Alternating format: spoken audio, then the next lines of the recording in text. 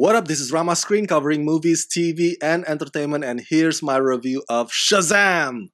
Let's rock this. Okay, firstly, I'm not gonna spill spoilers in this review, especially what happens in the third act and its big surprise. I'll tell you how I feel about it briefly, but I won't go into further details than that. Those of you who've seen the movie would know what I'm referring to, but please don't spoil the fun for our fellow DC fans who haven't seen Shazam yet. So okay, let's get right to it.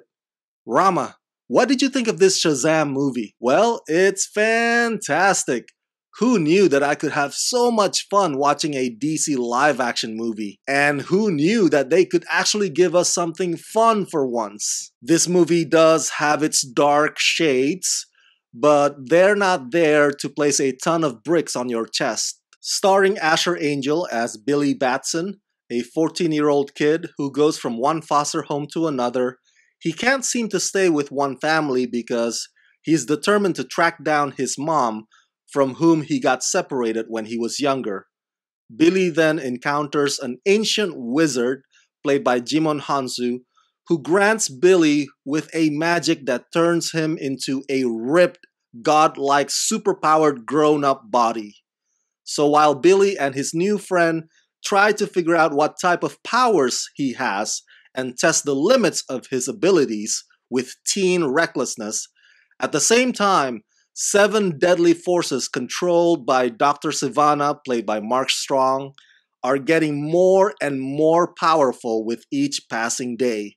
Soon enough, Dr. Sivana will have to challenge the champion, that is Shazam. What you need to know is that even though I grew up a DC fan, when it comes to Marvel, I was more of a late bloomer, but I did not grow up reading Shazam comic books, or as he was originally called, Captain Marvel. That's right, that was his original name before he got rebranded. And now, of course, we only know one Captain Marvel, and that ain't him. But the point is, I came into this screening fresh, only knowing little, from probably Shazam's appearances in various DC animated shows and DC animated movies. What the writers and director David F. Sandberg have crafted here is spectacular, because not only do they keep that whole boy speaking the word and turning into Shazam and back again, but they use that as a part of this film's humor. And they also use that as our hero's way to combat the villains, which then adds to the excitement and the thrill of this action-adventure. A lot of people have pointed out this film's references to Tom Hanks' classic movie Big, which is pretty obvious. You can hardly miss it. And I think that's a wise move on the filmmaker's part, especially when you have a star like Zachary Levi, who, just like younger Tom Hanks, is also razor sharp and effortless at expressing childlike wonder qualities. Zachary looks like he's just having the time of his life with this role, and that passion is infectious. And he is surrounded by solid, engaging, talented young cast, including Jack Dylan Grazer, Ian Chen, and Grace Fulton, all of whom halfway through, along with Billy, give this movie its own Goonies-like element, which is something that I always welcome. Mark Strong was a villain in Kick-Ass. He was a villain in Green Lantern. He was a villain in John Carter. And now this. I think it's fair to say that Mark Strong has officially turned his career into Gary Oldman of the 90s. All joking aside, although I do think that Dr. Sivana is the weakest link, the story does just enough to give him a motivation so as to not make him come off like a paper-thin formulaic villain, which is what he would be without that one specific demon. And because of that, Mark Strong pretty much plays it straight.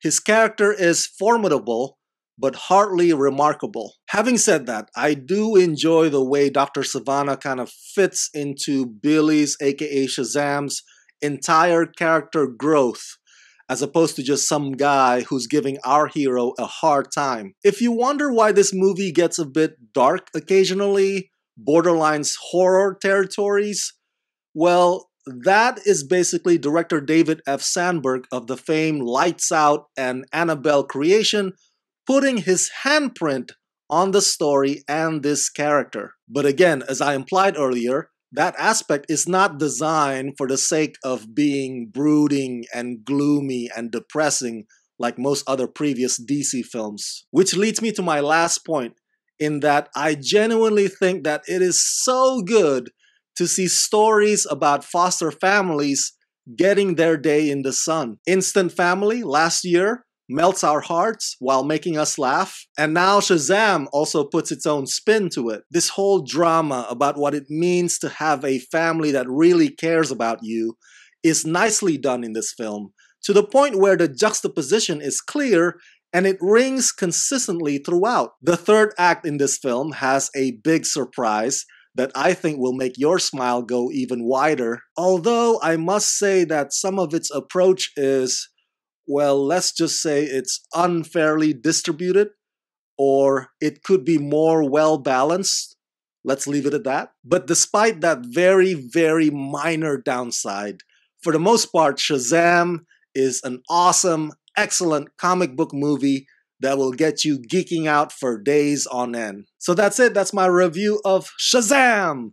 Share your thoughts in the comment section below, and as always, subscribe to my channel and press that like button and ring that bell so you can get notified whenever I post new videos. Hey, if you like this review and you want me to make more, please contribute monthly to help support this channel at Rama Screen Patreon page. Become my patrons today at patreon.com/ramascreen. Let's rock this.